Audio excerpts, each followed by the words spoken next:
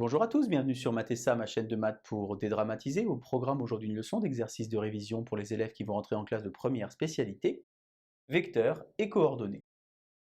La notion de vecteur est une notion fondamentale pour les élèves de lycée, mais qui a tendance à les inquiéter. C'est la raison pour laquelle on va faire le point aujourd'hui uniquement sur la notion de vecteur et coordonnées. Je vous insère comme d'habitude le lien vers la playlist du chapitre de seconde afin que vous puissiez vérifier vos acquis et vos connaissances. Êtes-vous par exemple parfaitement au clair sur la formule pour calculer les coordonnées d'un vecteur? Formule que j'ai réécrite pour vous au tableau ici. Le vecteur AB a pour coordonnées xb moins xa, yb moins ya. Plusieurs remarques pour vous. D'abord, les points A et B ont leurs coordonnées exprimées dans un repère quelconque du plan. Et deuxième remarque fondamentale, il n'y a pas de symbole égal entre le nom du vecteur et la parenthèse. J'ai donc préparé pour vous aujourd'hui 5 exercices. Un exercice ici où on va calculer de tête les coordonnées des vecteurs proposés. Exercice 2, utiliser une notion fondamentale sur les vecteurs qui s'appelle la collinéarité. Exercice 3, un exercice un petit peu surprise. J'ai rien préparé, on va voir comment est-ce que vous arrivez à gérer ça. Exercice numéro 4 sur l'alignement de points. Et enfin, exercice numéro 5, un exercice sur l'identification afin de déterminer les coordonnées d'un point qui vérifie une certaine condition vectorielle. Je vous propose donc de m'écarter, vous allez donc mettre la vidéo en pause comme d'habitude, vous allez tenter de résoudre ces 5 exercices, et on se retrouve naturellement juste après pour la correction. Alors pour commencer, j'ai marqué donc calcul mental. Je vous rappelle que tous les lundis soirs de l'année scolaire, sur Mathessa, vous avez des petits tests de calcul mental pour vous entraîner. Je vous insère le lien vers la playlist si par hasard, en début d'année, vous avez envie de vous y remettre. Je vous rappelle donc que pour calculer les coordonnées d'un vecteur, c'est plus simple pour moi d'écrire les points comme ceci en colonne dans la marge. Et plutôt que d'apprendre la formule qui est ici, car si ce n'est plus le vecteur AB mais le vecteur BA, eh bien votre formule va tomber en défaut. Moi je vous invite plutôt à retenir la phrase suivante, coordonnées de l'extrémité moins coordonnées de l'origine. Ici par exemple, pour le vecteur AB, on va donc faire les coordonnées de B moins les coordonnées de A, c'est-à-dire 7 moins 5, 2, 8 moins 2, 6. Vecteur AC, coordonnées de C moins coordonnées de A, attention aussi négatif, moins 3 moins 5, moins 8, 4 moins 2, 2. Pour le vecteur DA, attention, cette fois-ci, A est le point extrémité. On va donc faire 5 moins 9, moins 4, 2 moins 2, plus 4. Vecteur CE, le point E est l'extrémité, coordonnées de E moins coordonnées de C. 7 moins 3, ça fait 10. Moins 4, ça fait moins 8. Pour le vecteur FC, coordonnées de C moins coordonnées de F, moins 3 moins 4, moins 7, 4 moins 4, 0. Et enfin, le vecteur EB, coordonnées de B moins coordonnées de E, 7 moins 7, 0, 8 moins 4, 12. Vous pouvez à la maison vous inventer autant d'exercices que vous voulez, vous mettez des points avec des coordonnées et vous faites cette petite démarche mentale pour progresser. Exercice numéro 2, collinéarité de deux vecteurs. Alors il y a deux façons d'observer que des vecteurs sont collinéaires, soit justement par observation, en observant finalement que les coordonnées sont proportionnelles l'une de l'autre, ou bien en utilisant la condition de collinéarité. Je vous rappelle, cette condition, c'est relativement simple. Si U est de coordonnées xy et V est de coordonnées x', y', eh bien la condition de collinéarité, c'est xy' moins x', si ce nombre vaut 0, alors les deux vecteurs sont collinéaires. Lorsqu'on observe ici par exemple, U ne peut pas être collinéaire avec V, car il y a un seul signe négatif, les coordonnées ne sont donc pas proportionnelles.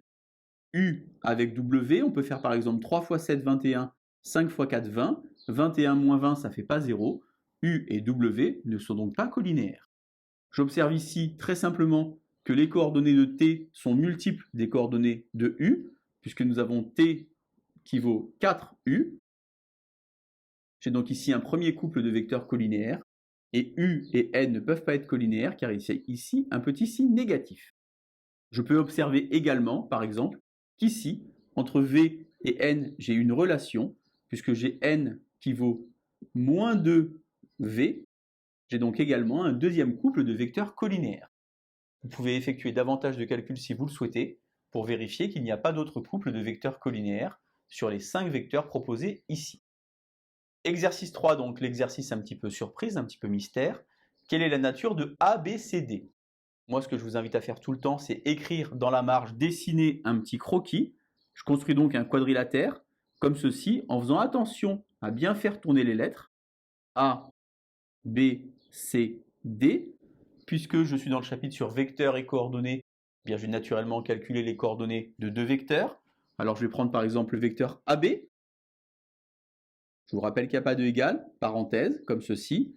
Extrémité, ça fait donc 1, comme ceci, 7. Je vais faire pareil pour le vecteur DC. Je recommence. Attention, DC, l'extrémité CC.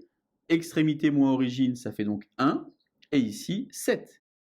J'observe finalement que le vecteur AB et le vecteur DC ont les mêmes coordonnées.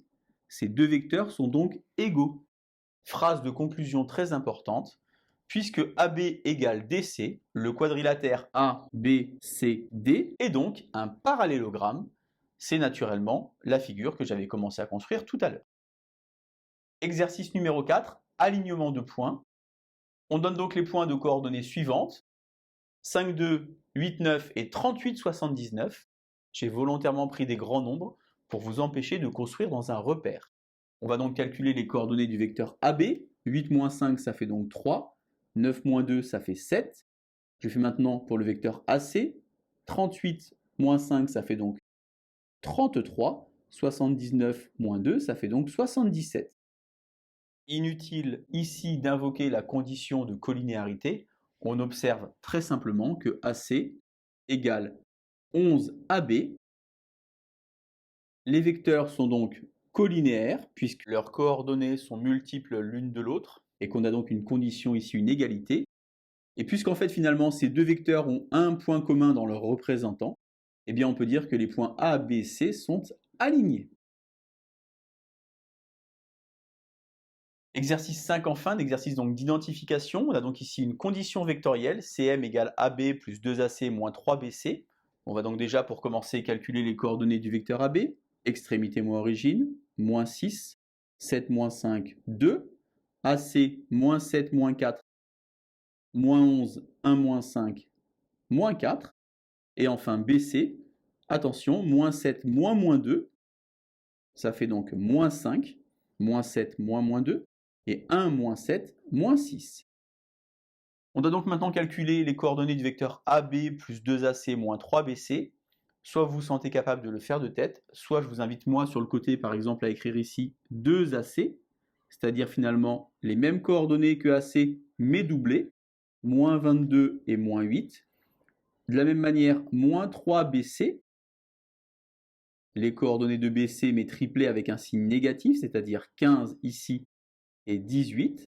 On va alors pouvoir calculer AB plus 2AC moins 3BC en prenant d'abord pour l'abscisse moins 6 moins 22 moins 28 plus 15 moins 13.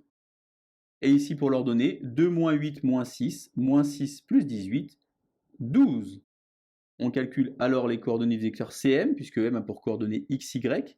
X moins 7, ça fait donc x plus 7, y moins 1.